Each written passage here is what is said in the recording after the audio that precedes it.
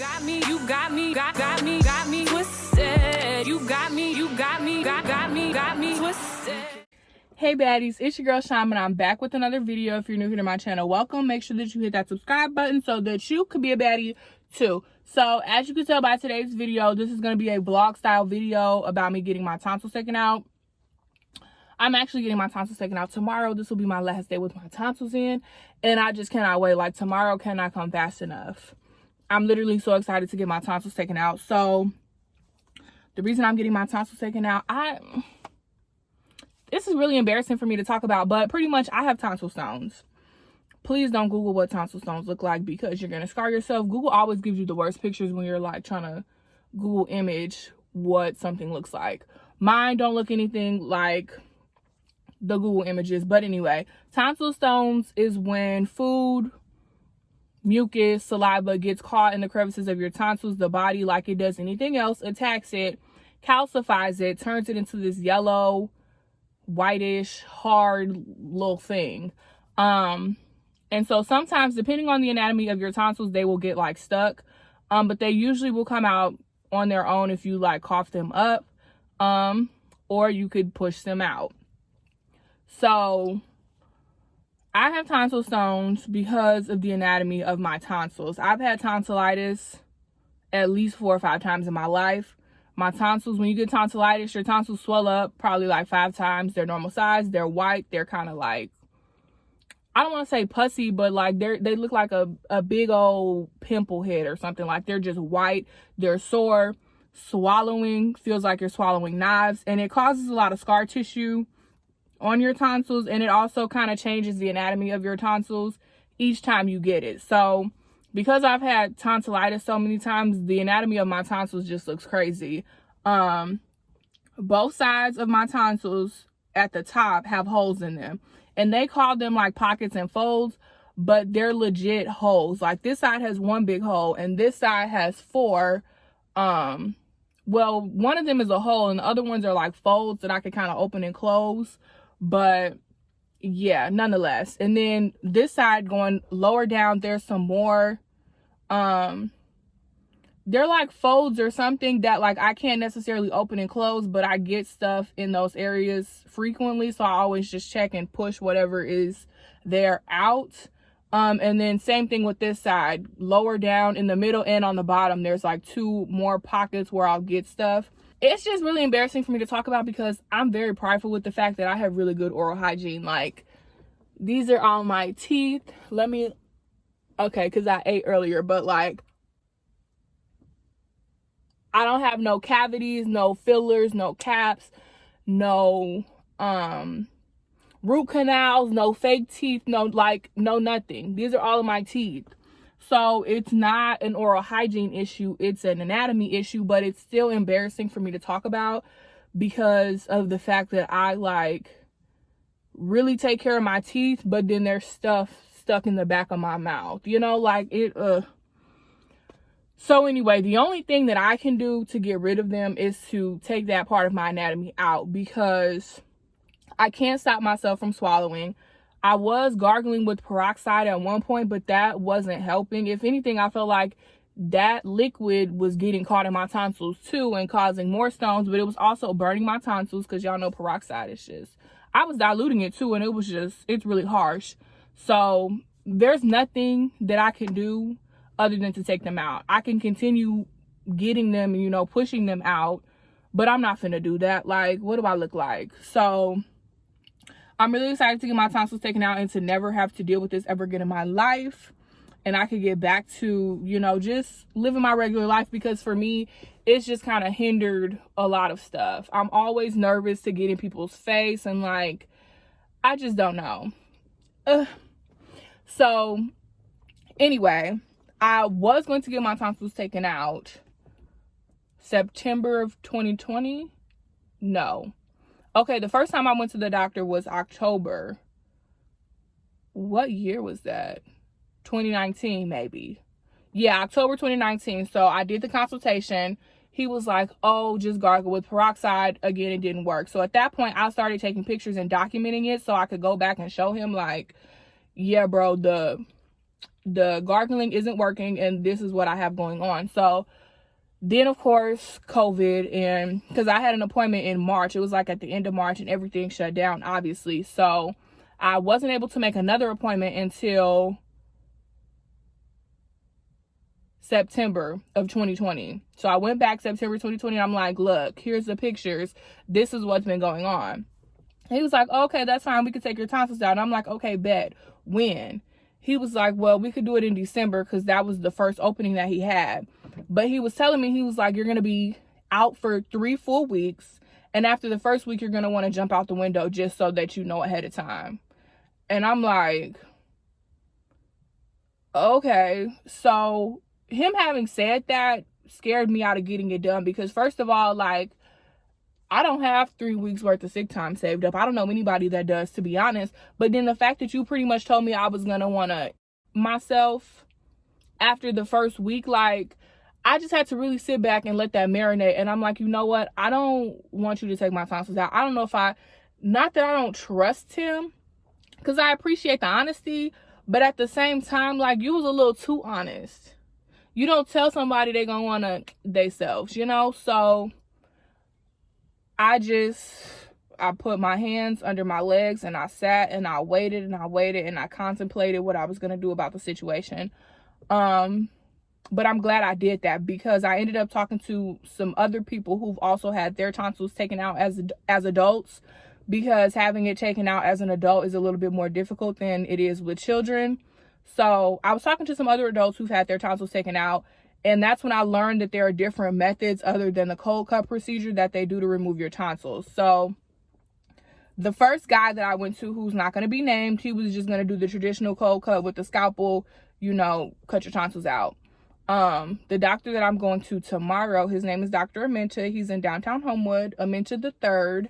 Hold on, some people are walking past my car.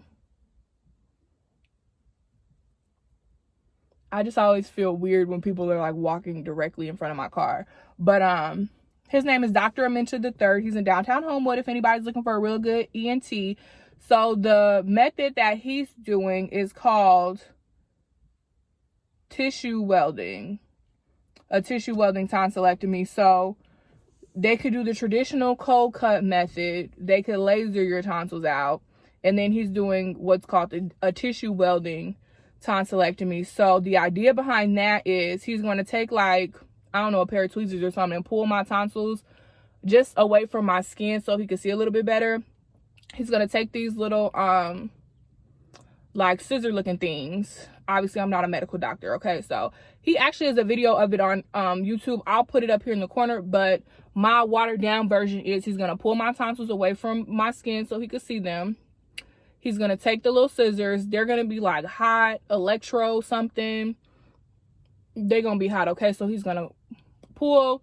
He's going to not cut, but he's going to grab and hold until my skin burns. And then it's going to separate. And then he's going to go up and grab another piece and hold until it burns off. He's going to do that until my entire tonsil is gone. Now, his method is supposed to be less painful than the traditional method. It's also supposed to be more accurate than the traditional method because he's going slower. Not that much slower, but he is going slower with removing them. And he just has not a little bit more room, but like he has more precision with the tool that he's using. Like if he needs to grab more, he can just go like this and grab more. If he needs to grab less, he could just kind of, you know, he could kind of move around with the scissors, whereas like with the scalpel, they're just like taking it out. So I keep making that noise. Sorry, y'all. But anyway, he says it's supposed to be less painful. It's supposed to be more accurate, and I'm supposed to have a less risk of bleeding because with him pretty much burning my tonsils away from my skin, that's supposed to seal off my blood vessels and everything. And he said it was supposed to make this nice, he called it nice, okay? He said it's supposed to make this little nice slimy coating on the area. And eventually it would, you know, kind of scab over and peel off. He said as long as that doesn't peel off early, it should be fine and I shouldn't have any issues with bleeding. But if it does come off early, then obviously I'm gonna start bleeding or whatever. So yeah, I hope y'all enjoy my watered down rendition, because Lord knows I'm not a doctor, but I'm just super excited for him to take my tonsils out. It's just been a long process. I told y'all the first time I went to the doctor was October of 2019, and I've been picking at my tonsils on a daily basis since then. So I'm just super excited to get them taken out. I don't have to feel embarrassed anymore about having tonsil stones or anything like that. But I am gonna go home today and make some jello. I've never made jello before. And everybody claims it's really easy, but I feel like I'm gonna mess it up somehow. So I'm gonna go home and make some jello. I got popsicles galore. I have those little polar bear push-up pops or whatever, the red and the blue. I have Outshine strawberry pops. I have bomb pops, and I have the caramel cookie crunch Talenti. So between that and the jello, I should be okay for about a week, but we gonna see. I know my coworker told me that like I'm probably not gonna be able to taste anything for a couple days or a couple weeks.